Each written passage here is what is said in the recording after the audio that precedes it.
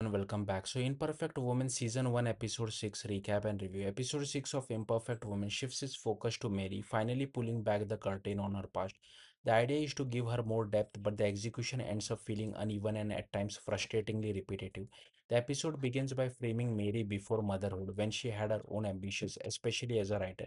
She once wanted to create fiction based on her experience, but that creative drive gets sidelined as other voices around her, particularly Nancy, takes center stage. Nancy is constantly positioned as the perfect blonde, while Mary grows used to leaving her in her shadow.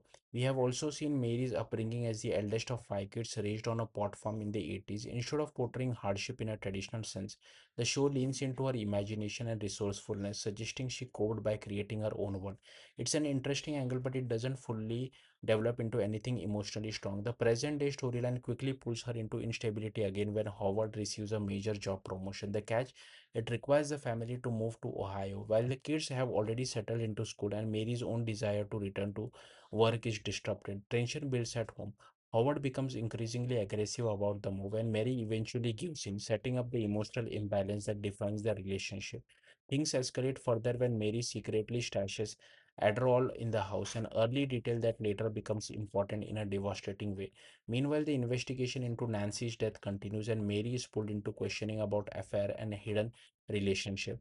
Most of the scenes feel like repetition of information already established, especially the interview with Detective Gans, which mostly rehashes known details rather than revealing anything new. However, one key discovery changes Mary's perception of everything. She finds a hidden document in Nancy's sketchbook containing a line from Howard's to poetry. You will give a thousand kisses.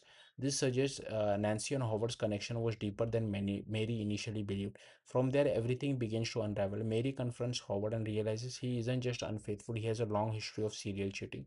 Worse, he manipulates her emotionally, twisting the situation so that she ends up questioning her own judgment. The show clearly frames this as gaslighting, though it doesn't fully land with enough emotional buildup to make it impactful. At the same time, Mary leans more about Howard's past relationship, including his marriage to Jenny and how Mary herself was just in a long line of affairs. This revelation completely destabilizes her sense of reality and self-worth. By this point, Mary becomes almost obsessive in her head for answers about Nancy. That obsession drives her to sneak around the house late at night, searching for evidence from the night Nancy died. She fails to find Howard's blazer, but she does discover Nancy's gold ring, which pushes her further into emotional collapse. In a surprising turn, Mary ends up meeting Jenny, the wife she once unknowingly betrayed. This confrontation is emotionally loaded, revealing just how deeply entangled Howard's lies and affairs really were. Mary is forced to confront the idea she wasn't special in the situation at all, just another piece in Howard's pattern. Broken by everything she's learned, Mary turns to Ellie for support. But just as things start to settle emotionally, the episode delivers its final twist. Howard calls with devastating news. Artemis has been hospitalized after an overdose. Earlier in the episode, Mary had hidden Adderall in the house, and now it's clear that the decision has directly contributed to the crisis. The episode ends on that heavy note, shifting the story from emotional unraveling into immediate consequence. Overall, episode 6 of Imperfect Woman tries to deepen Mary's character but struggles to make her compelling or sympathetic.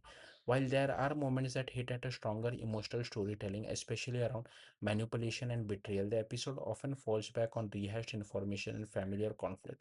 Instead of building genuine empathy, it leaves a more conflicted reaction. You understand what the show is trying to do, but it doesn't always succeed in making you feel it. With two episodes left, there's still room for the series to recover, but right now, Imperfect One feels more tangled than impactful. Thank you for watching. Bye.